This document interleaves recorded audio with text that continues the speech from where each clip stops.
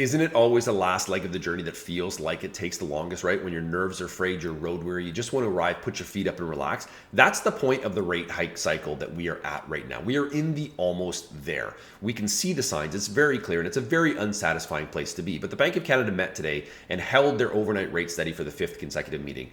To no one's surprise, this was the universally expected outcome, and it's almost certain that we're going to be in this camp next month when they meet again, because there aren't going to be enough significant data releases to move the needle on any sort of policy shift.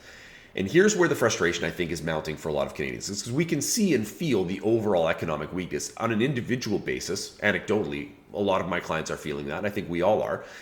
But on aggregate, a lot of those numbers are being skewed by a massive amount of population growth, right? Record population growth. So while you can look at a number like GDP, for example, where we're seeing 1% growth in Q4 of last year and say, hey, that's a strong number. On a per capita basis, our standard of living is actually regressing to the point where now we're at a level where we were at in 2014 when you adjust for inflation. So our overall wealth and standard of living is on the decline. So the Bank of Canada is in a tough spot here because the higher interest rates are suppressing demand as it is designed to do. But what happens when those rates ease off a little bit, in particular in the housing market? Because we are at a point now where there's a growing optimism that the next moves are going to be cuts, and that is being translated into more activity in the housing market. When we start to see those cuts, I think there's a significant chance that we see an even greater uptake as that optimism turns into confidence. So if you're in a position now where it's something you've been considering, I highly recommend having these conversations, and we'd love to help. Get yourself prepared. Be patient, but as that optimism turns into confidence, it is going to get a little bit more competitive. So please reach out. We'd love to help.